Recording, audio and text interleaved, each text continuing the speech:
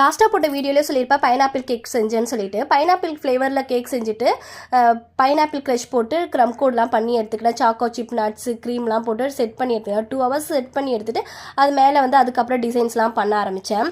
ஏதோ எனக்கு தெரிஞ்ச அளவுக்கு ஏனோ தானோன்னு ஒரு அளவுக்கு பண்ணியிருந்தேன். இப்போ தான் இதெல்லாம் ட்ரை பண்ணுறதுனால எனக்கு தெரிஞ்ச அளவுக்கு நான் டிசைன்ஸ் பண்ணியிருந்தேன். ஆனால் கேக் நல்லா இருந்தது.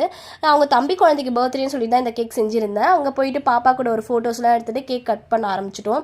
என் பிள்ளைங்க எப்படா கட் பண்ணி என் கையில் கொடுப்பீங்கன்ற மாதிரி என் சின்ன பிள்ளை பார்த்துக்கிட்டே இருந்தான். அவனுக்கு கேக்னா ரொம்பவே பிடிக்கும். இவங்கெல்லாம் எப்படின்னா அடுத்தவங்களுக்கு பர்த்டேனா இவங்களுக்கே பர்த்டே வந்த மாதிரி ஒரு ஹாப்பியாக இருப்பாங்க. எல்லா பிள்ளைங்களும் அப்படி தான். பர்த்டேனா அவங்க ஃப்ரெண்ட்ஸோடு செலிப்ரேட் பண்ணணும்னு நினைப்பாங்க. அந்த குட்டி பாப்பாவுக்கு ரொம்பவே ஹாப்பி ஆயிடுச்சு இவங்க எல்லாரும் போனதுக்கப்புறம்.